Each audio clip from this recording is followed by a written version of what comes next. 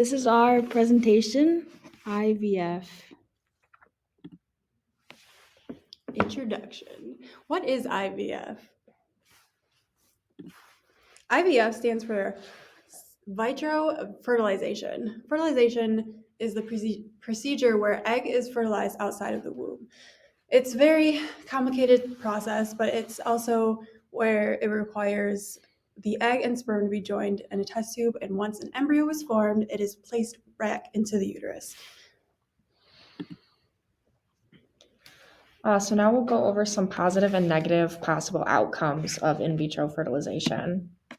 First, for some positives, in vitro fertilization allows for a personalized experience with your pregnancy, and it also offers a higher chance of getting pregnant. So those increased odds of conception are really helpful for some families where that doesn't come naturally to them. And then this is also the only solution to blocked fallopian tubes. So if that's an issue that the mother-to-be is having, this is the only way to solve that. As far as negative effects go, ovarian hyperstimulation syndrome is one. Another is the higher chance of pregnancies of 2 or more children, which kind of detracts from one of the positive traits of this is that it makes planning easier. So this kind of detracts from that when you're more likely to have twins or triplets or more. And then the final negative outcome is emotionally taxing decisions that cause stress, including physical stress. So some of those situations would be like what to do with unused embryos or whether or not to choose the sex of the embryo. And then how long will you undergo those treatments without success? Next, we're going to talk about scientific and ethical issues. First, I'll talk about the ethical issues. A lot of the issues in this are basically what the negatives are about too. So for the social factors, there's a lot of debate and arguments about whether this concept can produce more abortions than normal, or if it even is considered abortion. And there are some beliefs that life starts at conception. So if anything bad happens after that and the fetus cannot grow or the embryo is not developing, then it could be considered abortion. And a lot of people are against that. Another argument is that there's this idea that who gets a priority with women that have unexplained infertility or the women that don't have explained infertility. Like science doesn't know what's going on. It's really an interesting concept. There's like no right or wrong answer yet, but it's just interesting to think about. And the biggest factor is the future of IVF. And that all just depends on what the research is allowed to do and what types of studies can be permitted out of that. And the whole idea of morality comes into question for this point. The cost can be pricey, as you can see.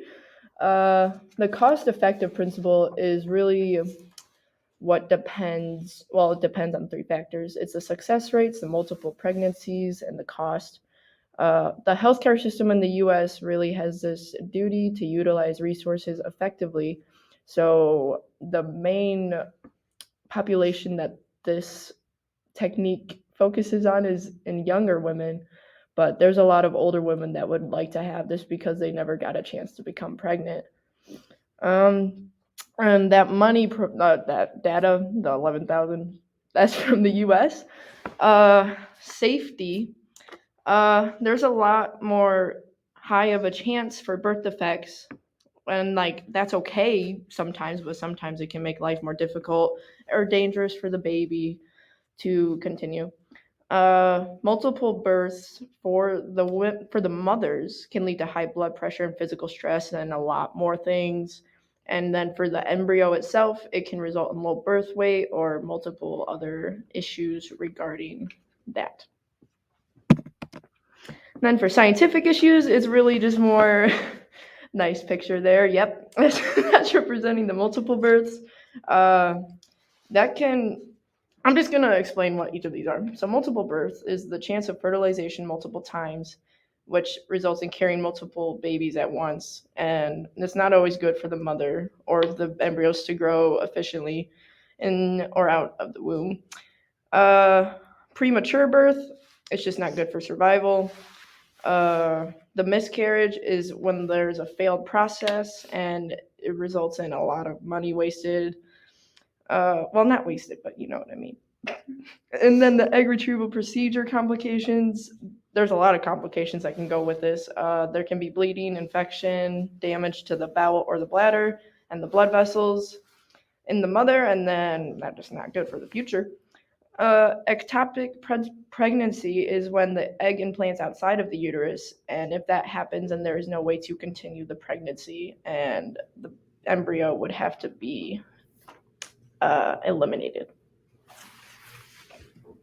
So now we're going to apply a biblical view. So in the world, God created everything. Therefore, God does value every life. He has created and also plans every single birth from the start. In Psalm 139:13, it says, "For you had created my inmost being. You knitted me together in my mother's womb." Also in verse 15, "My frame was not hidden from you when I was made in the secret place, when I was woven together in the depths of the earth." To back off of that, we all know that God is the one who holds today and tomorrow. So with that being said, God is still in control, even through the process of IVF. Lastly, on this side, the Bible does not give us permission to destroy human lives. In Exodus 20:13, it says, "You shall not murder."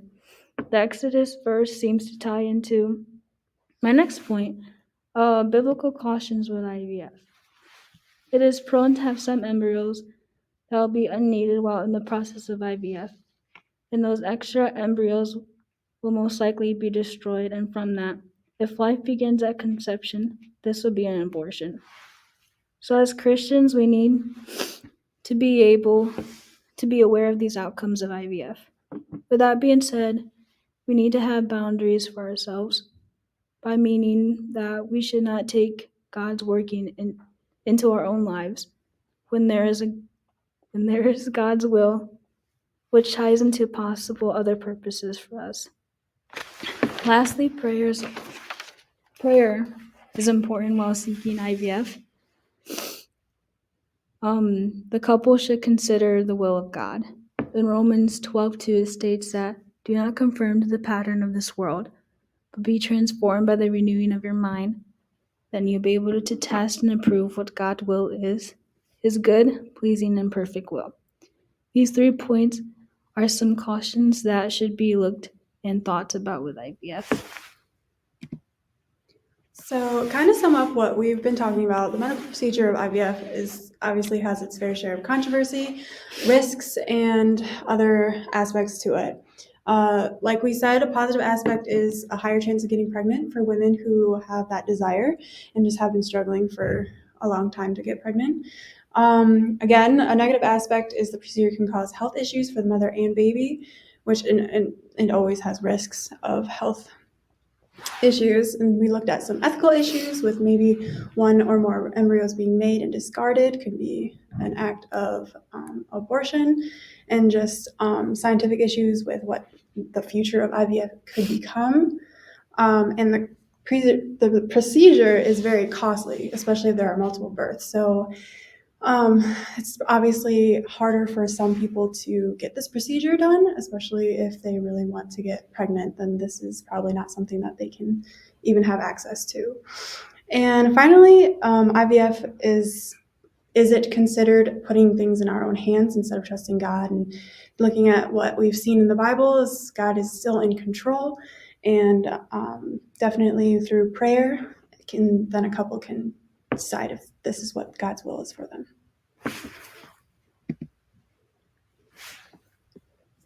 Then